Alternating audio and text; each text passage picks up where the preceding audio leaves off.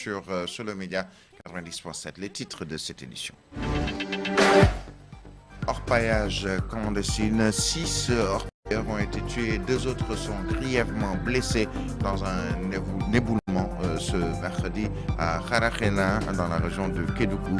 Nous en parlerons dans ce journal. Nous parlons également de ces auditions qui s'enchaînent. Après Farba Ngom, Tahirou Sarr également a été entendu hier au pôle judiciaire financier dans le cadre d'une affaire qui défraie la chronique depuis déjà quelques mois. Les 2 hommes sont toujours sous mandat de dépôt. Ils ont été interrogés sur les faits qui leur sont reprochés, notamment des rétrocommissions. Soyadian, lui, patron du site d'information le Dakawa 221, a obtenu une mise en liberté provisoire, mais le procureur désormais dispose d'un délai de 5 jours pour s'opposer ou non à cette mesure par un recours. Nous en parlerons aussi dans ce journal. Hier a été célébrée la journée nationale de la diaspora. Les Sénégalais de la diaspora étaient l'honneur. Le président de la République a annoncé une série de réformes majeures en faveur des Sénégalais de l'extérieur, dans l'ambition d'améliorer la gouvernance, renforcer les services consulaires et mieux gérer, intégrer la diaspora dans la vision Sénégal 2050.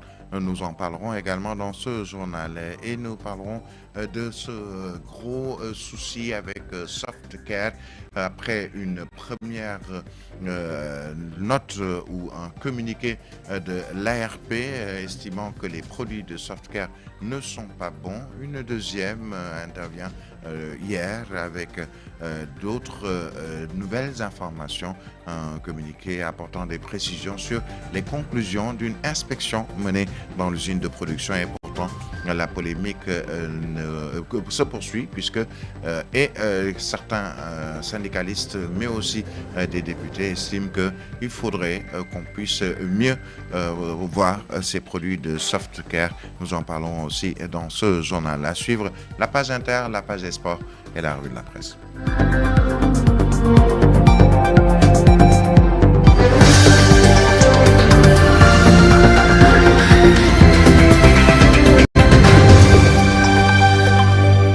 Bienvenue à toutes et à tous. L'actualité tout d'abord, je vous le disais en titre, avec ce drame survenu à Kédougou, à Kharakhena. 6 orpailleurs ont été tués, 2 autres sont grièvement blessés dans un éboulement survenu ce mercredi à l'aube dans la région de Kédougou. Le médecin Baba Kamara, chef du district sanitaire de Saraya, Bourayama Keita, le chef du village aussi, affirme que les victimes, des hommes âgés d'une vingtaine d'années, seraient toutes de nationalité malienne. Ils étaient dans un site interdit pour tenter de trouver quelques pépites d'or. Nous reviendrons sur cette information au cours de la journée. L'homme d'affaires Tahirou Sarr et le député maire Farba Ngom ont été entendus successivement à ce pôle judiciaire financier dans le cadre d'une affaire qui défraie la chronique depuis déjà plusieurs mois. Les 2 hommes actuellement sous mandat de dépôt ont été interrogés sur les faits qui leur sont reprochés. Selon Maître Babacar Cissé, avocat de la défense, les auditions ont porté sur le concernant les 31 milliards et 91 milliards supposés de rétrocommission, entre autres. Il annonce qu'ils vont introduire, lui et ses confrères du barreau qui défendent ces 2 hommes, une nouvelle demande de mise en liberté pour la libération de leurs clients. Maître Babacar Cissé, je vous propose de l'écouter.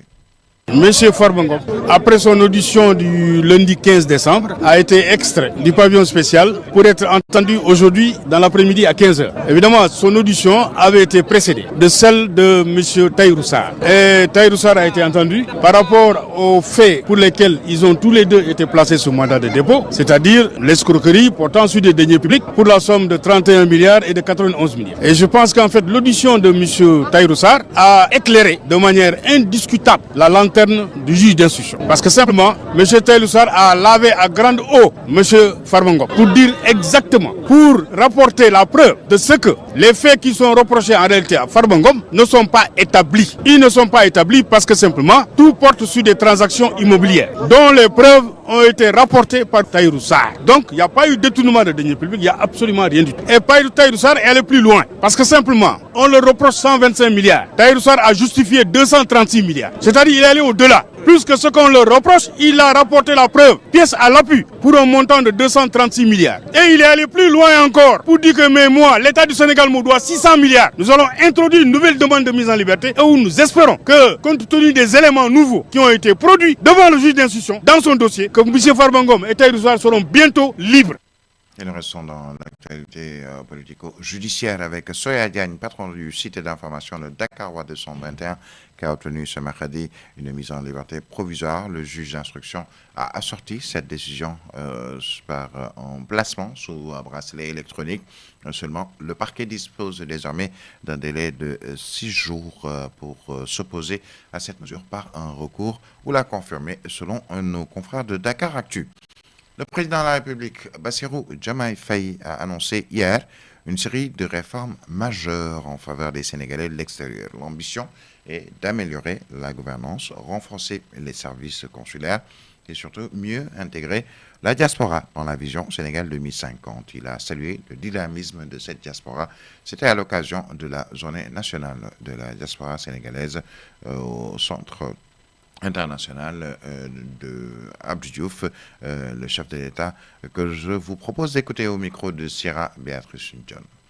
C'est une journée symbolique consacrée à celles et ceux qui, tout en vivant hors de nos frontières, restent profondément ancrés dans la vie, l'histoire et le devenir de notre nation. En effet, la diaspora sénégalaise, comme vous le savez, n'est pas une réalité marginale.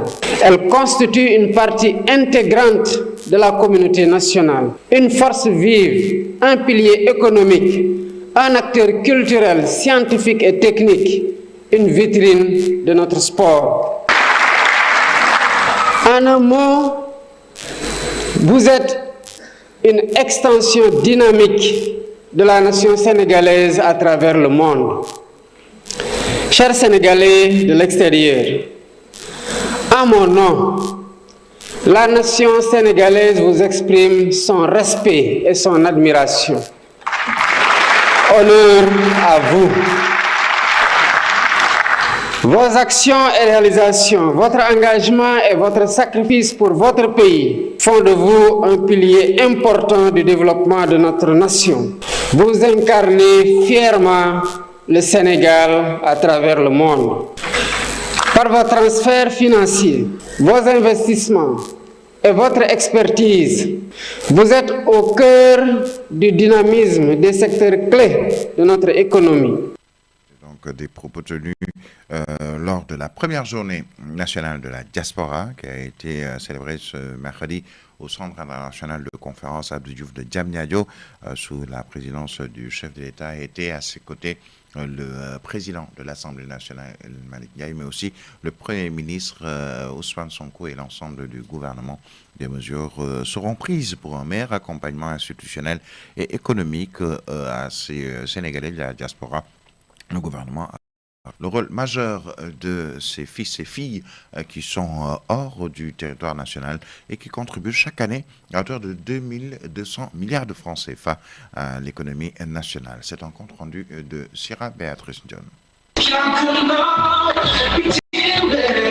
La première édition de la Journée nationale de la diaspora a été célébrée ce 17 décembre au Centre international de conférence Abdou Diouf de Diamniadio. La cérémonie était présidée par le chef de l'État en présence du Premier ministre et des membres du gouvernement. Des Sénégalais venus de la diaspora et de la sous-région ont pris part à cette rencontre. Représentant leur pays d'accueil, ils exposent leurs doléances. Babacar Diop, représentant des Sénégalais du Canada, a plaidé pour la mise en place d'un cadre institutionnel permettant à un meilleur accompagnement des porteurs de projets. Que ce soit du Sénégal au Canada ou du Canada au Sénégal, qui sont des partenaires privilégiés du regroupement général des Sénégalais du Canada. Le RGC formule les propositions suivantes. La mise en place d'un cadre institutionnel permanent de dialogue entre l'État et les organisations représentatives de la diaspora.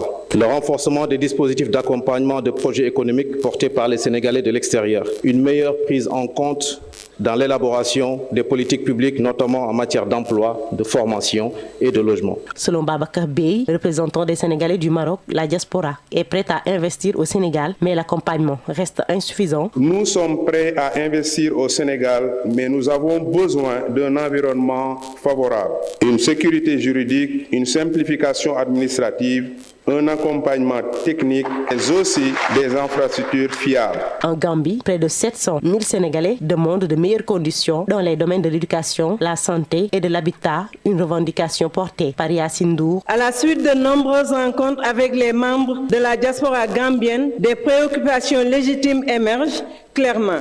L'éducation et l'avenir des enfants. Nous sommes 700 000 en Gambie. Et nous avons des écoles qui sont concentrées dans le capital. Nous voulons des écoles vers l'est, à Bassé, Farafenni. Nous voulons que ces enfants soient formés à l'enceinte de l'école sénégalaise de la Gambie. Nous avons travaillé sur 3 piliers. Le pilier éducatif, le pilier sanitaire. Nous avons aussi parlé du pilier habitat. Selon Amadou Chérif Diouf, secrétaire d'État chargé des Sénégalais de l'extérieur, la diaspora joue un rôle majeur dans l'économie nationale. Elle contribue chaque année à hauteur de 2200 milliards de francs CFA. Le thème retenu pour cette première édition est la diaspora sénégalaise, levier de transformation du pays. John, je vous le disais en titre, quelques jours après avoir ordonné le retrait des produits Softcare du marché national, l'Agence sénégalaise de réglementation pharmaceutique a publié hier un nouveau communiqué apportant des précisions sur les conclusions d'une inspection menée dans l'usine de production établie à Sindia. Et l'ARP autorise à nouveau la commercialisation des produits de Softcare qui sont des couches et autres serviettes hygiéniques. Bainongofal. Une semaine après avoir annoncé le retrait du marché de couches et de serviettes hygiéniques pour des raisons de santé publique, l'Agence sénégalaise de réglementation pharmaceutique, l'ARP, revient sur sa décision. Dans un communiqué rendu public ce mercredi, l'agence informe avoir mené une visite d'inspection approfondie au sein de l'usine Softcare située à Sindia. Cette mission s'inscrit, selon l'ARP, dans le cadre du suivi rigoureux des normes de qualité et de la protection des consommateurs. À l'issue de cette inspection et après examen minutieux de l'ensemble des documents transmis par l'entreprise, l'agence indique que les matières premières périmées n'ont pas été intégrées dans le processus de production, contrairement aux inquiétudes exprimées. À la suite de ces conclusions, les couches et serviettes hygiéniques produites par Softcare sont désormais jugées conformes aux normes en vigueur, propres à la consommation et autorisées à être remises sur le marché sénégalais. L'ARP tient toutefois à rassurer les populations. Elle affirme poursuivre, dans le cadre de ses missions régaliennes, la surveillance permanente et le contrôle strict des établissements pharmaceutiques et assimilés afin de garantir une protection optimale de la santé publique. Un dossier qui aura suscité inquiétude et débat, mais que l'autorité de régulation estime aujourd'hui clarifié sur la base des constats techniques effectués sur le terrain. Sachez en tout cas que, toujours concernant ce dossier, la section syndicale de l'ARP du syndicat autonome des médecins, pharmaciens et chirurgiens dentistes du Sénégal, SAMES, tire la sonnette d'alarme sur la gestion du dossier de l'entreprise Softcare, qui est donc dans la fabrication de serviettes hygiéniques, de couches et de linge corporel. Dans un courrier adressé au directeur général de l'ARP, le syndicat exprime ses préoccupations face à ce qu'il qualifie de communication et traitement réglementaire incohérent sur ce dossier. Pour rappel, les activités de Softcare ont été suspendues le 8 décembre 2025 par les services de l'ARP en raison de l'utilisation présumée de matières premières périmées, décision présentée à l'époque comme relevant de la protection de la santé publique, mission centrale de l'agence.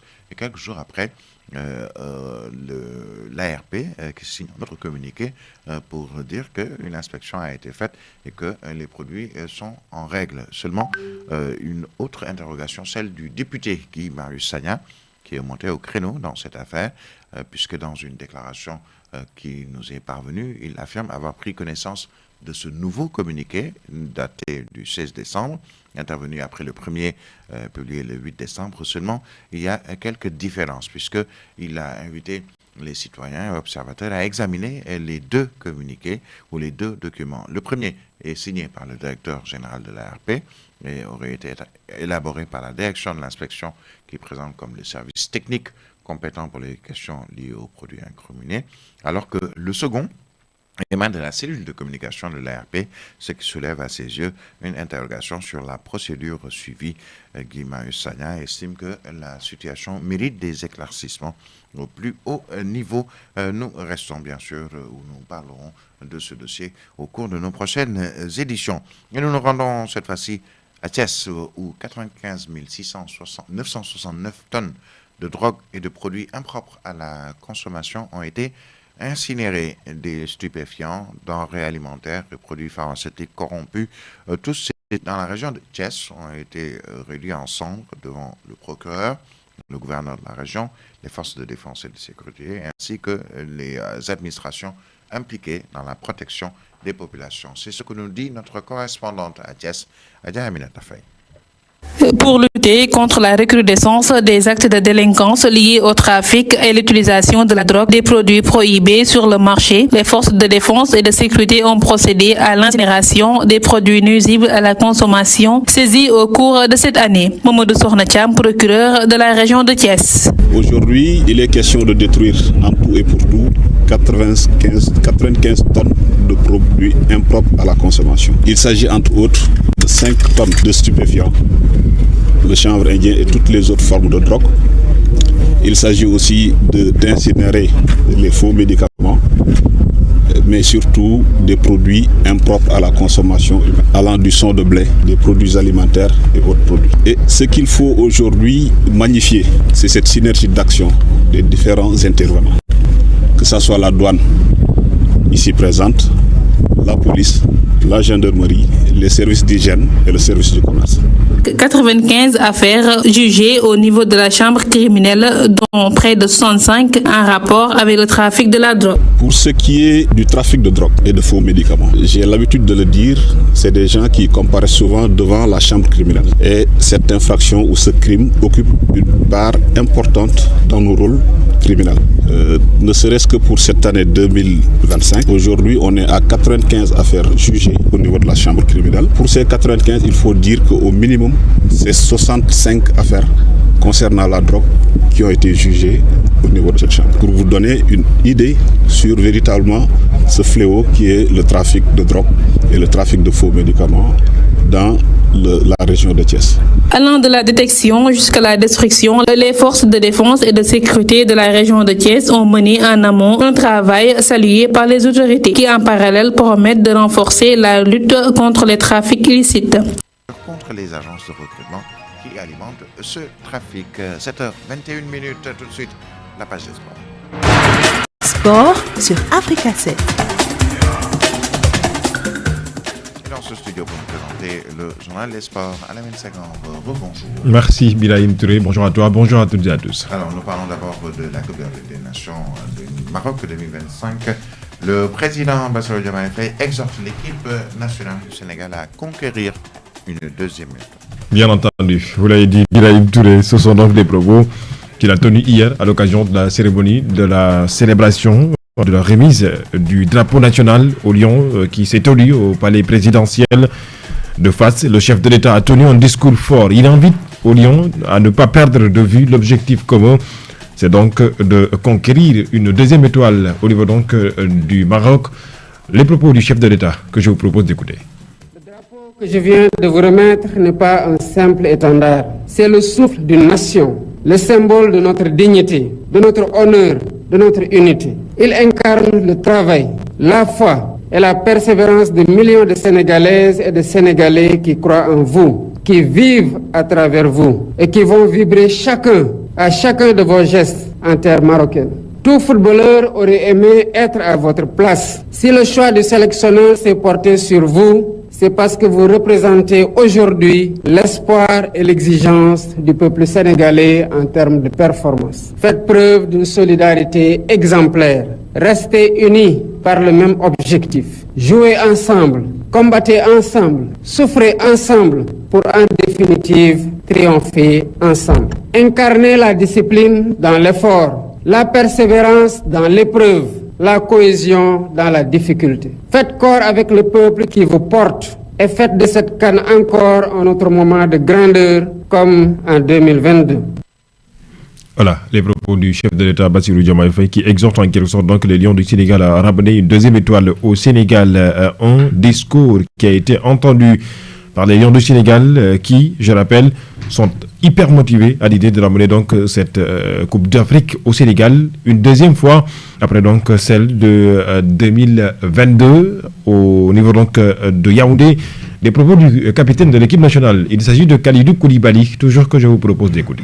Il est le symbole coloré de ce peuple debout qui est le nôtre, de cette direction que nous suivons communément dans un but et une foi inébranlable en nos capacités, nos croyances, nos valeurs et nos espérances communes. Monsieur le Président de la République, sachez que nous sommes hyper motivés et toujours prêts à répondre à l'appel de notre pays, celui de l'honneur, de la fierté et de la dignité. Nos ambitions, en toute humilité, sont en adéquation avec celles qui vous et votre gouvernement, avec notre pays et sa destinée. Elles sont immenses mais réalisables. Nos ambitions, en toute humilité, resteront dans nos cœurs jusqu'à la fin de notre compétition. Nous voulons ramener la coupe dans notre très beau pays qu'est le Sénégal, au grand bonheur de notre peuple et de nos familles respectives. Mais cela passe forcément par un soutien constant du gouvernement, mais comme le montre cet appel téléphonique un matin à Kinshasa lors de ce match contre le RD Congo, qui nous a galvanisés et nous a permis de ramener cette victoire marquante et historique au Sénégal. Soyez-en grandement remerciés, Monsieur le Président. Enfin, j'espère que vos prières, vos bénédictions et celles de tous les Sénégalais en cœur et à l'unisson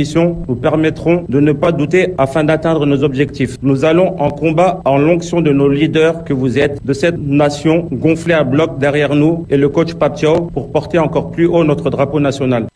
Voilà, le capitaine Kalidou Koulibaly. Vous venez donc à l'instant d'écouter. Je rappelle que c'était donc hier à l'occasion de la cérémonie symbolique de remise de drapeau en perspective de la CAN Maroc 2025. Les entraînements Birahim se poursuivent ce jeudi. Ce matin à 9h30 au niveau du stade de Diamniadio. Les Lions vont s'entraîner avec une séance à huis clos. En attendant donc ce soir au niveau du stade Léopold Sédar Senghor de Dakar afin de peaufiner les derniers réglages avant le départ pour Tanger. Ce sera donc une séance en quelque sorte donc pour dire au revoir aux Lions, en tout cas aux supporters sénégalais, avant donc de quitter. Les Lions quitteront donc Dakar demain à bord d'un vol spécial vendredi. Donc prêt à porter ou à aborder la compétition au niveau donc de Maroc. Je rappelle que les Lions vont aller direction Tanger qui leur servira de camp de base. Et le doute est écarté à la participation de Momodou Sarr à cette compétition. Le jeune défenseur récemment touché par une légère blessure à la cheville est donc apte à disputer la compétition. Il ne va certainement pas donc tarder à rejoindre le groupe. Autre qui n'a pas encore rejoint le groupe, il s'agit donc de Ibrahima Mbaye, le sociétaire du Paris Saint-Germain, joué avec son club hier la Coupe intercontinentale. Cette finale qui a été remportée d'ailleurs par le club de la capitale française, le Paris Saint-Germain, face au club brésilien Flamengo aux séances de tir au but. Autre qui n'a pas encore toujours rejoint la tanière, il s'agit donc de Habib Diarra, en attendant donc de voir certainement donc son arrivée, peut-être aujourd'hui, Hassan Diao, qui, je rappelle, sa participation dans cette CAN reste toujours donc mitigée. Sera-t-il du groupe ou pas en raison donc de sa blessure? L'info reste donc toujours pas confirmée. En attendant donc, nous allons suivre de près pour vous donner plus amples informations. Et pour finir, Birahim Touré avec les Jeux Olympiques de la jeunesse africains, tous les Jeux africains de la jeunesse.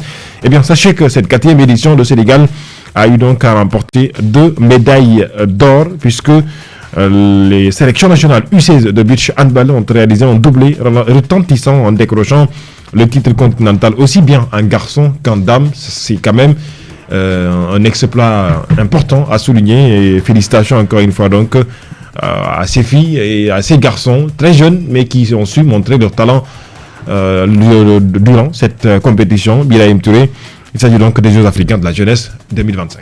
Voilà, merci donc pour Alamine Senghor. À 7h passées de 27 minutes, nous allons aborder la une des quotidiens qui nous sont parvenus et c'est dans un instant. Africa 7 la revue de presse.